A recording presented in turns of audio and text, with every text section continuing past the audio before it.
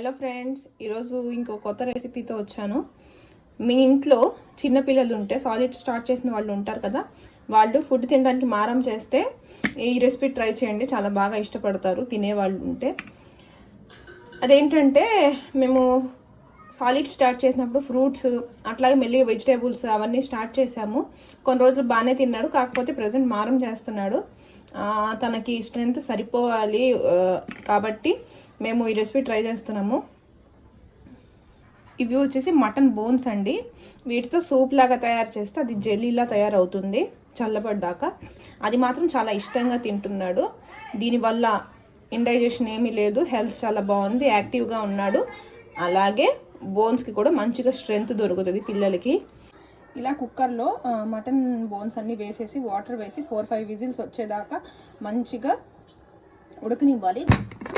ఇది వచ్చేసి మా అక్క వాళ్ళ బాబుది సూప్ రెడీ చేసుకున్నాం కదా. ఇందులో మనం సాల్ట్ కానీ పసుపు కానీ స్పైసెస్ కానీ ఏమీ వేయలేదండి.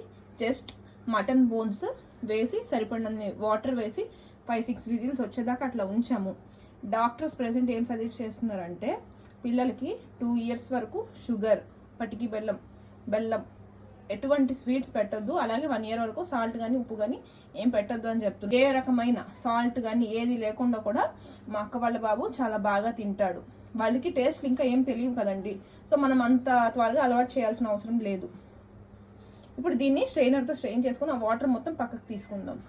మంచిగా స్ట్రెయిన్ చేసుకున్నాం, కిందంతా వాటర్ వచ్చేసినాయి. అవి ఒక బాక్స్లో పెట్టుకొని చల్లారాక ఫ్రిడ్జ్లో పెట్టుకుంటే జెల్లీలా తయారవుతుంది.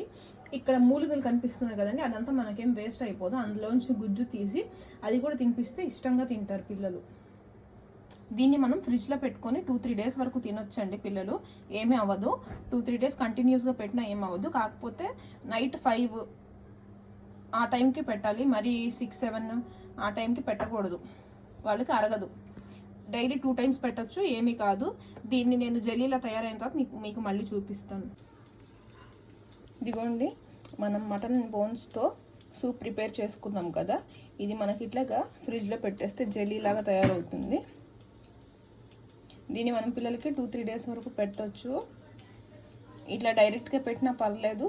మమ్ము అని రైస్తో ప్రిపేర్ చేస్తారు కదా, రైస్ దాల్ వాటిలో కలిపి తినిపించవచ్చు, ఇడ్లీలో కలిపి తినిపించవచ్చు. పిల్లలకి మంచిగా స్ట్రెంత్ దొరుకుతుంది, తినడానికి ఎక్కువ ఇష్టపడతారు పిల్లలు. ఈ రెసిపీ మీకు నచ్చితే మీరు ట్రై చేయండి.